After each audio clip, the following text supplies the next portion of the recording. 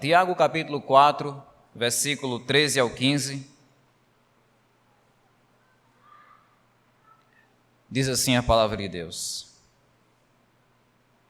Escutem agora, vocês que dizem, hoje ou amanhã iremos para a cidade tal, e lá passaremos um ano, e faremos negócios, e teremos lucros. Vocês não sabem o que acontecerá amanhã. O que é a vida de vocês? Vocês não passam de neblina que aparece por um instante e logo se dissipa. Em vez disso, deveriam dizer: se Deus quiser, não só viveremos, como também faremos isto ou aquilo. Que Deus aplique no nosso coração a palavra dele. Uma das coisas mais comuns no dia a dia de qualquer ser humano é o planejamento. Todos nós fazemos planos. Às vezes são planos bons, outras vezes são planos ruins, às vezes são planos detalhados, outras vezes são planos mais soltos, generalizados. Às vezes são planos a longo prazo, por um longo período de tempo, e às vezes são planos a curto prazo. O fato é que todos nós fazemos planos. Planejar faz parte do nosso viver, faz parte do nosso dia a dia. E eu acredito que isso acontece de um modo especial no Ano Novo. A virada de ano é um momento muito propício da gente planejar. Algumas pessoas que estão aqui estão planejando a educação dos filhos nesse novo ano. Outros estão planejando uma nova rotina de estudos na universidade. Outros estão planejando como é que vão expandir os seus negócios. Outros estão planejando como é que vão investir em cursinhos, em estudos pessoais para conseguir passar naquele concurso tão disputado. Outras pessoas estão planejando a chegada de um novo filho na família. O fato é que todos nós fazemos planos. Planejar faz parte do nosso dia a dia. E eu posso ir além nesse ponto. Não é apenas o ser humano que planeja. Na Bíblia nós aprendemos que o próprio Deus, ele se revela como um Deus que planeja. Deus planejou a criação do mundo e executou esse plano, criou o mundo. Depois que o pecado entrou no mundo, Deus, ele planejou a salvação do mundo e executou esse plano novamente. O Deus da Bíblia é um Deus que planeja. Então, planejar por si só não é uma coisa errada, não é uma coisa pecaminosa, venenosa. Para nós, seres humanos, planejar é apenas uma consciência da nossa responsabilidade. O que é planejar? É você procurar o melhor objetivo através do melhor caminho. Isso é planejar. É você procurar o melhor fim através do melhor meio. Olha, esse aqui é o melhor objetivo. Então, qual é o melhor caminho para alcançar isso? Isso é planejar. Não há nada de errado nisso. Planejar não é apenas uma coisa natural, é uma coisa necessária se nós queremos viver a vida com responsabilidade.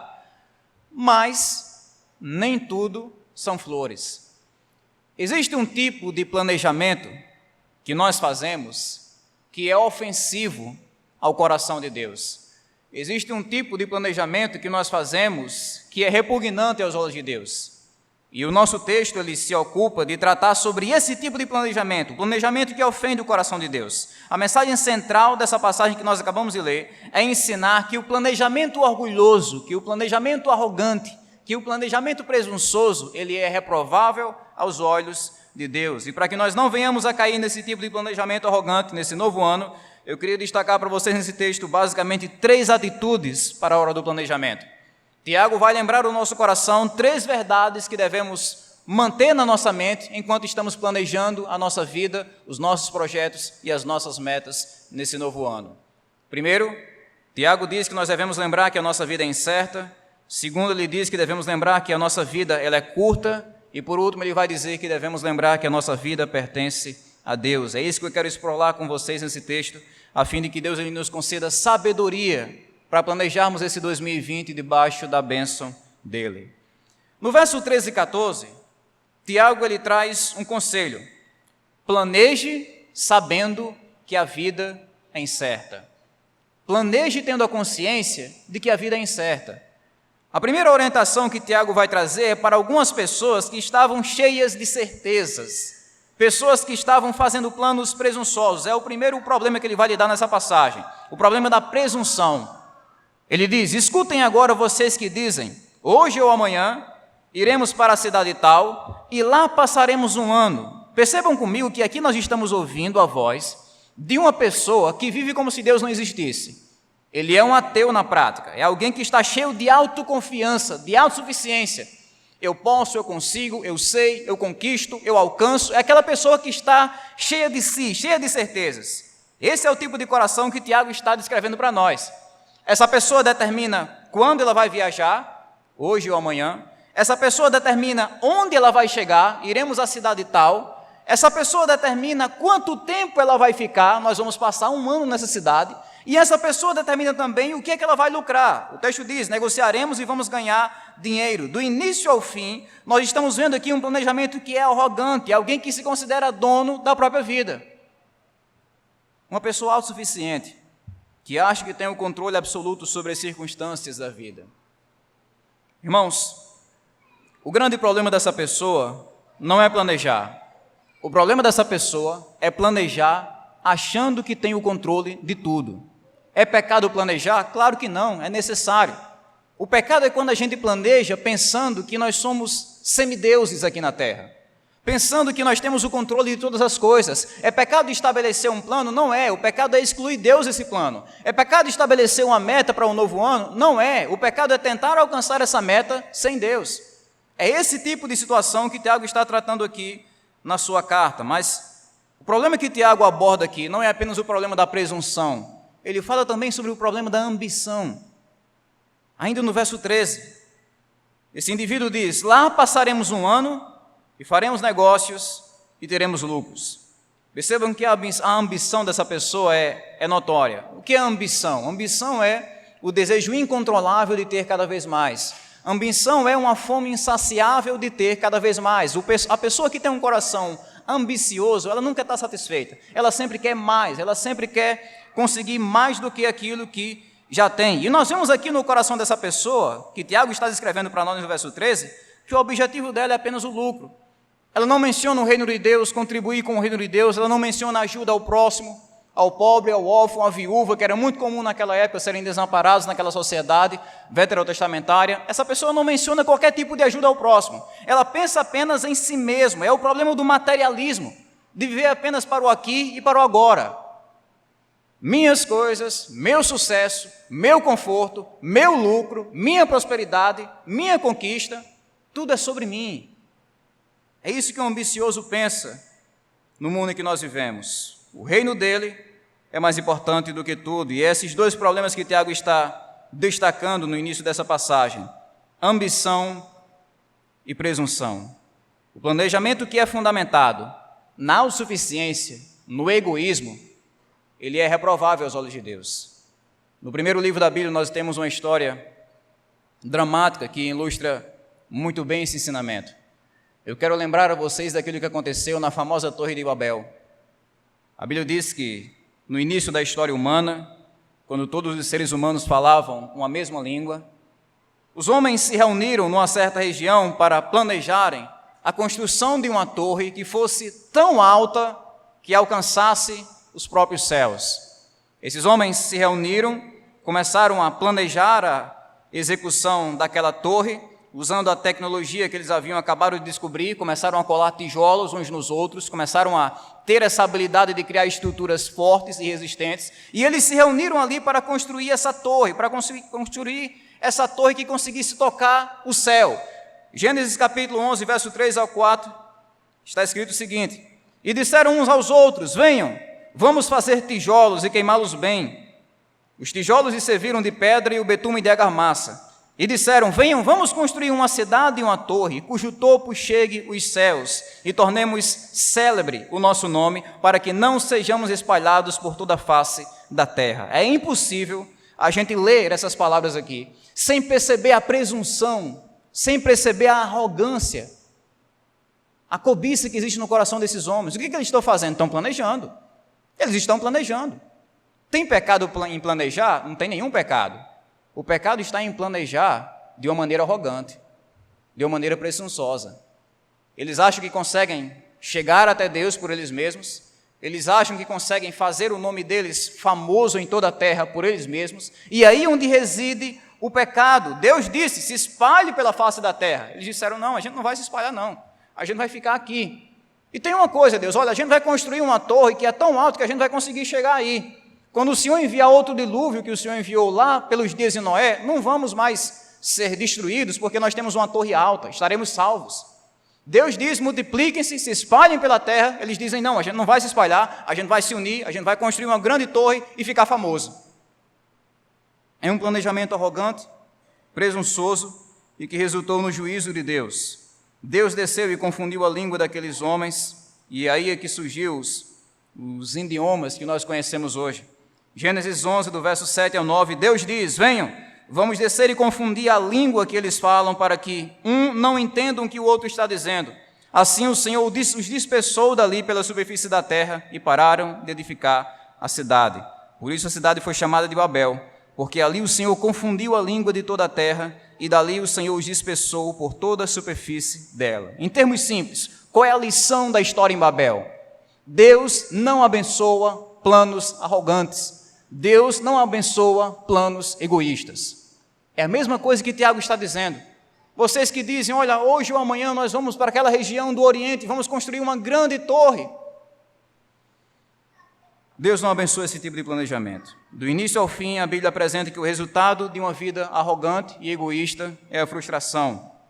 O próprio Tiago mencionou isso no contexto da passagem que nós estamos estudando, no verso 6 do capítulo 4, quando ele diz o seguinte, Deus resiste aos soberbos, mas dá graça aos humildes. Ele resiste aos soberbos, diz não para os soberbos, mas ele dá graça, abraça, ama, cuida daqueles que são humildes. E Tiago está aplicando esse princípio nessa passagem aqui que fala sobre planejamento. Ele vai dizer, se o seu planejamento for arrogante, for presunçoso, Deus não vai abençoar. Mas se for humilde, se você disser, o Senhor é quem tem o controle sobre a minha vida, aí sim Deus vai abençoar a sua humildade. Então existem duas coisas a serem evitadas nesse ano novo, presunção e ambição. Quando você estiver planejando a sua vida, o seu trabalho, sua família, seus negócios, sua vida escolar, seus estudos, o concurso que você quer fazer, varra isso do seu coração. Varra a transição, ou a presunção, melhor dizendo. Varra o orgulho, varra o egoísmo, varra a ambição. Varra tudo aquilo que afasta o seu coração de Deus. Qual é a melhor maneira da gente planejar a vida? É tendo a certeza que a caneta que escreve a nossa história não está em nossas mãos, está nas mãos de Deus. É tendo a certeza que o controle absoluto sobre aquilo que acontece no nosso dia a dia não está em nossas mãos. O controle está nas mãos do Deus soberano. Infelizmente, os ouvintes de Tiago não estavam atentos a essa questão, e eles achavam que podiam definir a trajetória da vida por eles mesmos. E aí Tiago vai destacar no verso 14, leiam comigo, a verdade de que a nossa vida ela é incerta. A vida é incerta. Verso 14, a parte A diz o seguinte, vocês não sabem o que acontecerá amanhã. Vocês não sabem o que acontecerá amanhã. É uma verdade simples, mas é uma verdade impactante. Vocês não sabem o que acontecerá amanhã. Percebam a ironia dessa cena. Aqueles homens estavam planejando um ano inteiro. Um ano. Nós vamos lá e vamos passar um ano. Olha, em janeiro a gente faz isso, em março a gente conquista aquilo, quando chegar em junho a gente já está nesse patamar, quando se aproximar de novembro a gente já está com aquele reino construído. Eles estavam planejando o ano inteiro. Aí de modo irônico Deus diz, o que vai acontecer amanhã? Vocês sabem? Não sabem. Vocês estão planejando um ano inteiro quando vocês não conseguem garantir nem mesmo o próximo dia. É a ironia de Deus nesse texto para o planejamento arrogante. Ele está destacando aqui a verdade de que a nossa vida ela é incerta. Não incerta para Deus, mas incerta para nós. É tanto que o sábio Salomão ele vai escrever no livro de Provérbios, capítulo 27, verso 1, não se gabe do dia de amanhã, porque você não sabe o que ele trará à luz. É uma verdade profunda. Se você me perguntar, Neemias, descreva para mim, detalhadamente, o que é que vai acontecer na próxima hora da sua vida. Eu não consigo fazer isso. Eu não consigo descrever a minha próxima hora. eu posso descrever para você o que eu gostaria que acontecesse. Agora, descrever para você o que de fato vai acontecer, não cabe a mim, eu não sei. A gente não pode garantir a próxima hora, nem o próximo dia, muito menos o próximo ano. A vida, ela é incerta. Isso não quer dizer que nós não devemos planejar o futuro. É o seguinte, já que a vida é incerta, então fica nas mãos de Deus aí. Eu não vou fazer nenhum plano, não vou trabalhar, eu não vou me esforçar por nada. Não quer dizer isso. Mas isso quer dizer que a gente deve planejar com os pés no chão, percebendo a soberania de Deus, percebendo que o controle absoluto sobre o que acontece no nosso dia a dia está nas mãos de Deus. Então, se queremos planejar o ano novo, debaixo da bênção de Deus, devemos evitar a presunção e evitar a ambição, ao mesmo tempo que nós temos consciência da incerteza da vida. Nós não temos o controle sobre os acontecimentos, é Deus que tem. É Deus que tem.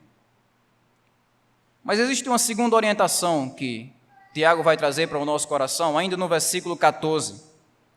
Ele diz que nós devemos planejar sabendo que a vida, ela é breve. Planeje o seu próximo ano à luz disso. A vida que nós temos nessa terra, ela é breve. As pessoas a quem Tiago estava escrevendo essas palavras achavam que eram imortais. Achavam que a morte nunca ia chegar para eles. E é por isso que Tiago vai aproveitar essa oportunidade para lembrar aqueles indivíduos de que eles são humanos. Ele vai dizer, o que é a vida de vocês? Vocês não passam de neblina que aparece por um instante e logo se dissipa. Perceba como Tiago descreve aqui a fragilidade da vida. A nossa vida ela é frágil. Estarmos aqui como igreja, comemorando mais um ano, juntos, alegres, se regozijando, é um milagre de Deus, porque a nossa vida ela é extremamente frágil. Eu sei que nós não gostamos de pensar sobre isso. E talvez até tenha algum visitante aqui pensando, olha, eu vim para a igreja passar um ano novo e o pastor está falando aí sobre coisa negativa. A gente não gosta de pensar naturalmente sobre isso. Não é um assunto bem confortável, pensar na fragilidade da vida. É melhor pensar sobre futebol, é melhor pensar sobre entretenimento, sobre economia, sobre o inverno, sobre esporte, sobre filmes, séries. Mas pensar sobre a fragilidade da vida, a gente precisa disso? Claro que a gente precisa. É por isso que a palavra de Deus fala sobre a fragilidade da vida. A nossa vida, ela é frágil, nós precisamos dessa dose de realidade. A gente perde a vida com facilidade. Um parafuso solto no transporte que você usa, ou que eu uso, pode ser suficiente para tragar a nossa vida. Um vírus pairando pelo ar, um caroço de feijão engasgado na garganta, e aí a gente vai ao encontro com o Criador. Pequenas coisas, pequenos detalhes, um pequeno desvio na sua atenção na hora que você dirige. Eu não estou dizendo isso aqui para impressionar vocês. Agora eu nunca mais vou comer feijão, não vou mais dirigir meu transporte, eu não vou mais respirar porque pode ter um vírus. Não, não é isso. Eu estou dizendo isso para a gente se conscientizar que a nossa vida é frágil. E o fato de estarmos vivos é um milagre de Deus. É a graça e o sustento de Deus sobre nós, porque a nossa vida é frágil. Quando o Tiago está comparando a nossa vida aqui, ele não compara a nossa vida com uma pedra, como o texto diz. Compara a nossa vida com uma neblina. Mas o que Tiago deseja destacar não é apenas a fragilidade da vida, mas também a brevidade.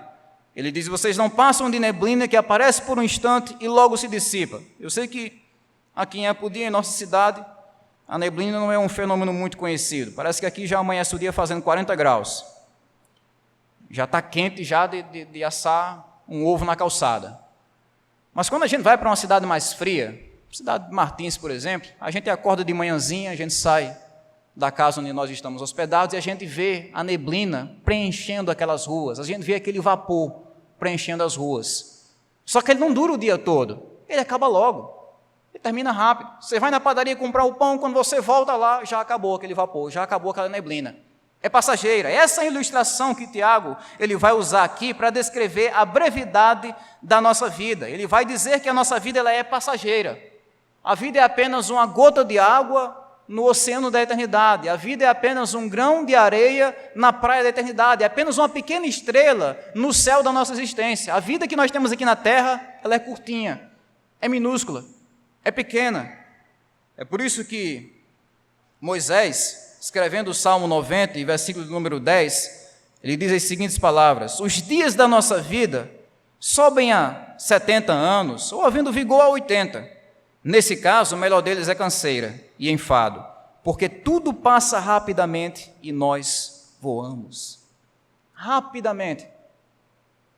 Algumas pessoas que estão aqui com cabelos brancos, que já são idosas, sabem descrever essa verdade com mais eloquência do que eu. A vida passa rapidamente. A Bíblia fala que a vida passa como a flor da erva. O sol nasce e aquela flor se queima. É como uma sombra, é como um sopro, passa rapidamente. Infelizmente, os leitores de Tiago não estavam tão conscientes da brevidade da vida. Uma situação parecida com uma das parábolas que Jesus Cristo contou no seu ministério. Se você tiver com a sua Bíblia, abra comigo em Lucas capítulo 12. Eu queria fazer a leitura de um texto para vocês, que ilustra a verdade que Tiago está ensinando aqui. Lucas capítulo 12, verso 16 ao 20. Onde nós temos uma parábola de Jesus Cristo que descreve com muita precisão a brevidade da vida. Lucas capítulo 12, verso 16 ao 20. Lemos o seguinte: E Jesus lhes contou ainda uma parábola, dizendo: O campo de um homem rico produziu com abundância. Então ele começou a pensar: que farei? Pois não tenho onde armazenar a minha colheita.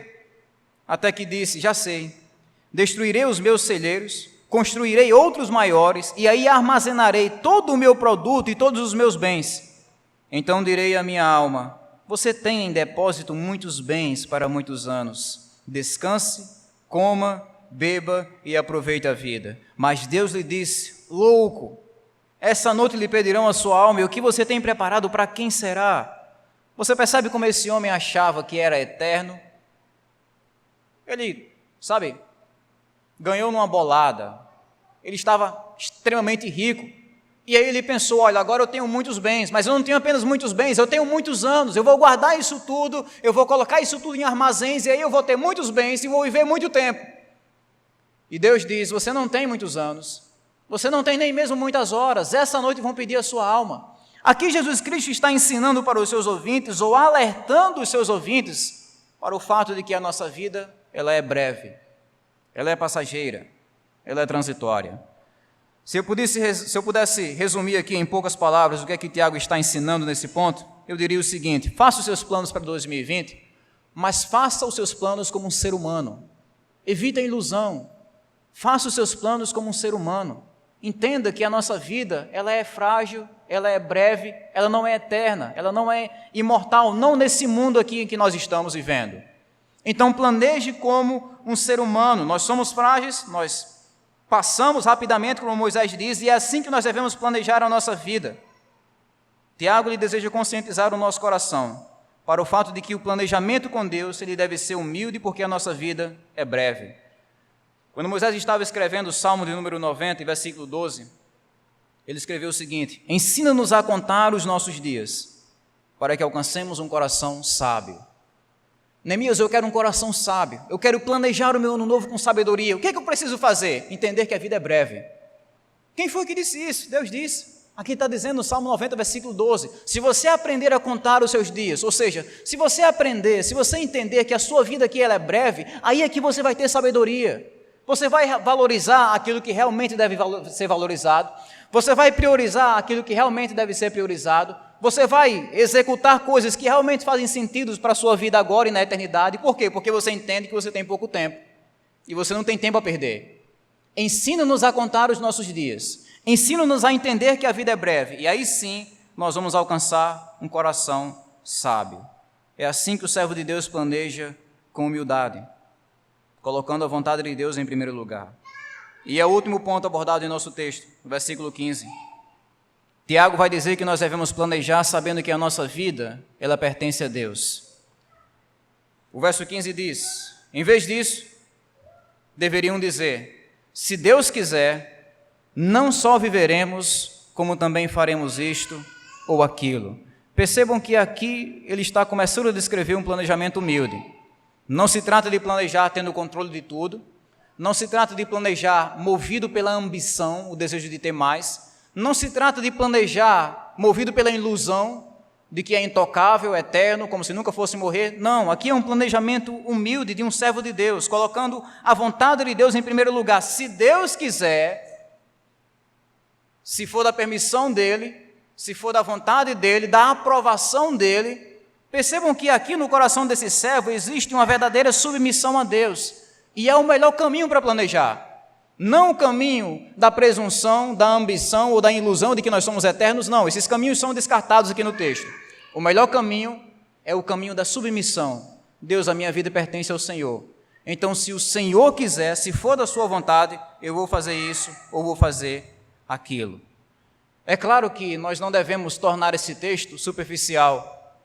Eu sei que na nossa cultura brasileira, essa frase, se Deus quiser, virou meio que um jargão. As pessoas dizem isso para tudo.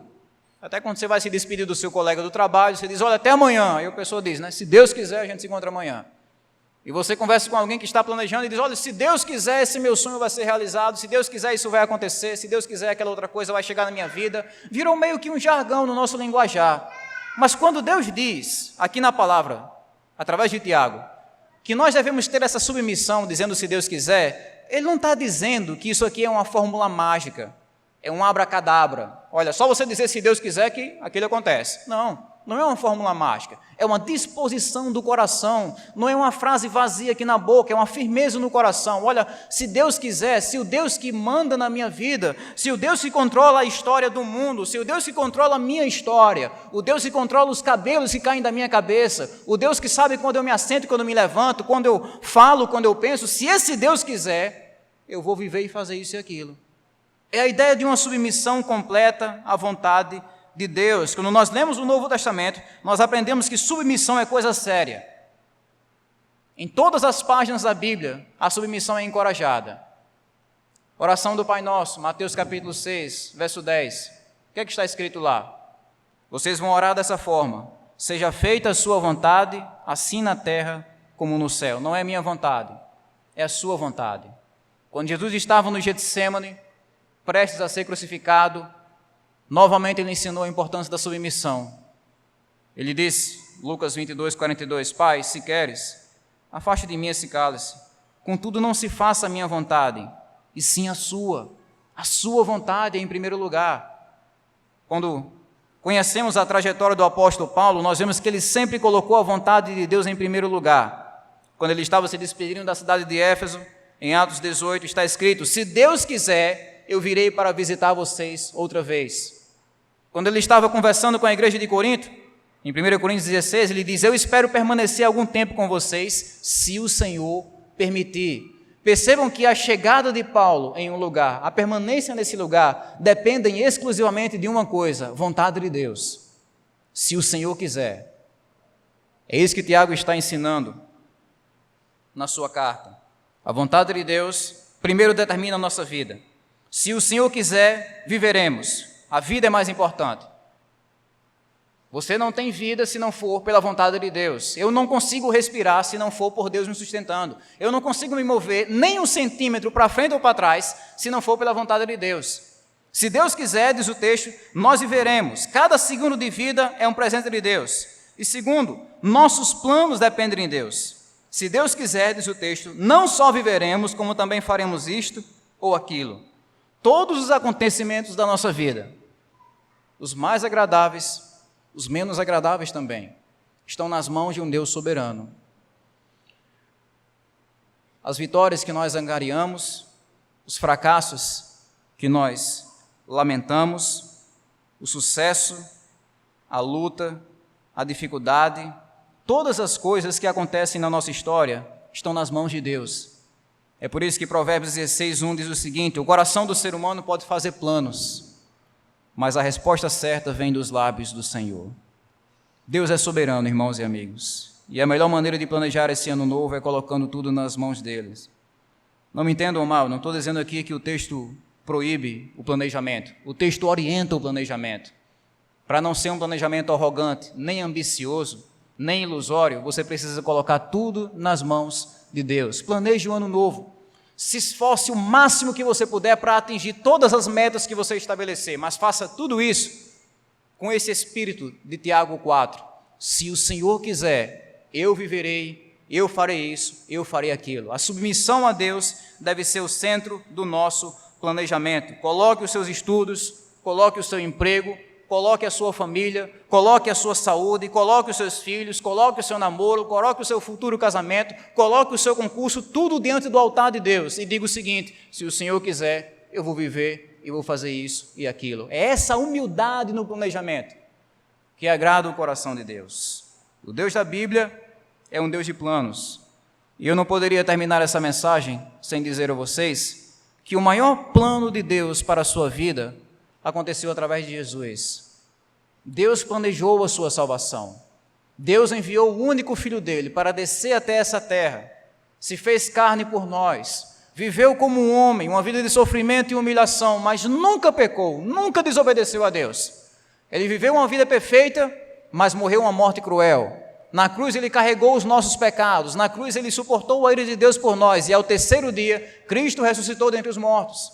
Depois de ressuscitar dentre os mortos, provando que é o próprio Deus, ele subiu até a destra de Deus, para interceder por nós, para interceder pelos pecadores. E agora ele convida todos os seres humanos, em todos os lugares, a se arrependerem dos seus pecados e confiarem em Jesus. Esse é o plano do Evangelho. Esse é o plano mais importante que Deus tem para a sua vida. Por que é o plano mais importante, Neemias? Porque é o único que dura pela eternidade. Os planos que nós fazemos, geralmente, duram apenas alguns anos, algumas décadas. O plano de Deus através de Jesus ecoa pela eternidade, dura pela eternidade. Então, se você quer conhecer o melhor plano de Deus para a sua vida, conheça Jesus. É através desse evangelho que nós podemos começar esse ano novo com esperança, com alegria em nosso coração. Resumindo, então, tudo que nós aprendemos aqui, na hora de planejar o ano novo, Tiago lembra o nosso coração sobre 3 verdades. Primeiro, Tiago diz que a vida é incerta. É por isso que nós devemos evitar a presunção e evitar a ambição na hora de planejar. Segundo, Tiago diz que a nossa vida é breve. É por isso que nós devemos evitar a ilusão. Nós somos humanos, nós somos frágeis. E terceiro, Tiago diz que a nossa vida pertence a Deus. É por causa disso que tudo que nós fazemos, nós devemos fazer em plena submissão ao Senhor. Como está escrito em 1 Coríntios capítulo 10, verso 31, quer vocês comam, quer vocês bebam, quer vocês façam qualquer outra coisa, quer vocês planejem um ano novo, planejem a rotina da sua família, a trajetória do seu emprego, faça tudo isso para a glória de Deus. Faça tudo isso para a glória de Deus. Que Deus abençoe o seu ano, que Deus abençoe os seus planos também, e que os seus planos sempre sejam esses planos agradáveis ao coração de Deus, planos humildes, que reconhecem que o controle absoluto sobre a sua história não está em suas mãos, mas está nas mãos de um Deus soberano, infinitamente sábio, infinitamente amoroso e gracioso. Que esse Deus nos cubra de misericórdia e que Ele nos dê um ano novo de paz e graça em sua presença. Deus nos abençoe, irmãos.